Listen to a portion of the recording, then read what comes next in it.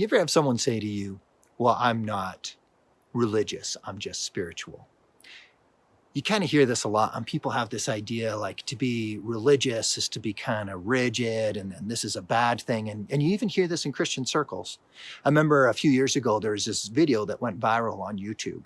And the video was, Why I Love Jesus But Hate Religion. And the guy did a very good job. It was all spoken word poetry. I'm not going to attempt to respond in spoken word poetry or anything like that. But as I listened to it, I was just like, he was kind of saying that God himself doesn't like religion, right? And you got to define, well, what's religion? And someone's going to say, well, religion is man seeking for God, but Christianity is God seeking for man. Okay, fine, right? God is seeking for us and we get found by God.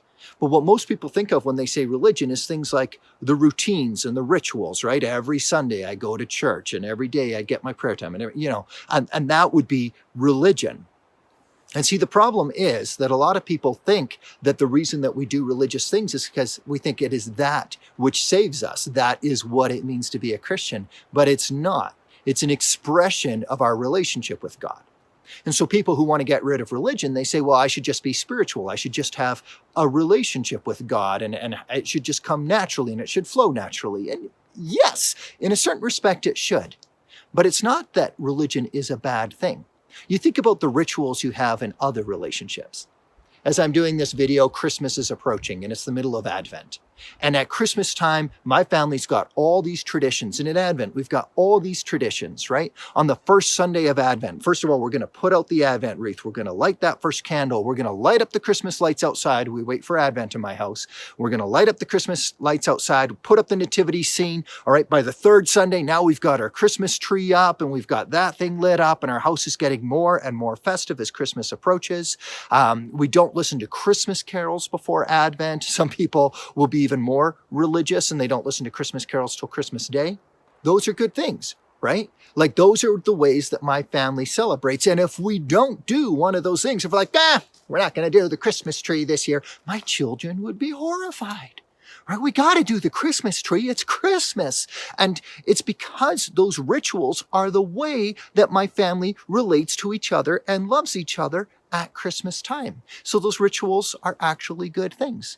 It's the same with like my wife, right? There are rituals that we have. On Valentine's Day, I get her some little thing that tells her I love her. Does that mean I should reduce my relationship to just rituals? Should I just give her something on Valentine's Day, but not express my love at any other time? Not listen to her, not pay attention to her, and just kind of, well, I done my duty.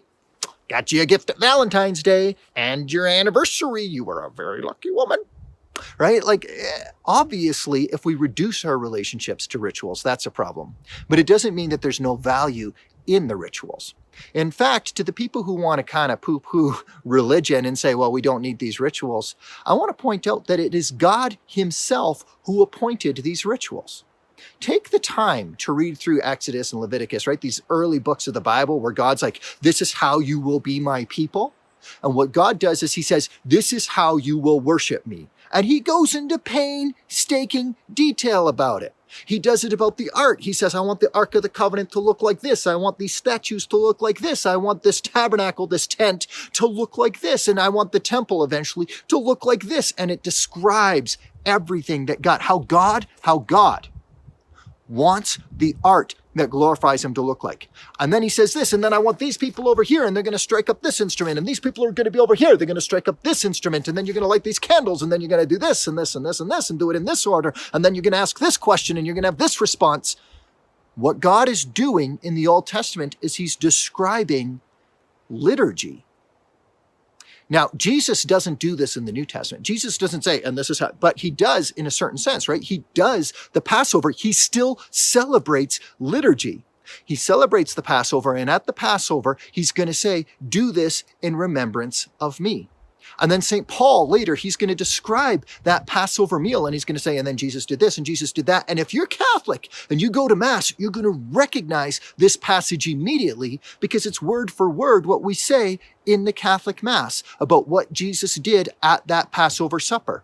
And he said, do it in remembrance of me. The Catholic understanding of this is we're going to keep going through this liturgy over and over again. The early Christians would die to be able to celebrate the Mass. Literally die. The Romans were persecuting them. They built tunnels underground where they could have their Catholic, their Christian funerals, which involved liturgy, like burying people, okay, burying their bodies instead of burning them. It's liturgical. They risked their lives to be able to have that kind of a funeral. And in those funerals, they would celebrate the Mass. All of our traditions, all of our liturgy goes back to the earliest church. And we believe as Catholics that God established them, and then through the authority of the church, these continued to be formed throughout history. It's okay that the liturgy continues to change a little bit. It's okay that today I can go to Mass in English, whereas 70 years ago it would have only been in Latin, right? It's okay that these words get changed and stuff. But what's really cool for Catholics is that no matter where you go in the world, the Mass is the same. I've been to Mass in Italy. I've been to Mass in Germany. I've been to Mass in Mexico. I've been to Mass in Ottawa. When I was in Ottawa, the church that was closest to my home was a French church. Well, I went to Mass in French. I don't speak French fluently. I didn't understand everything that was going on. But I knew the parts. I knew what was going on because of the liturgy, because of the form of the Mass. This is the way that God has invited us to worship him.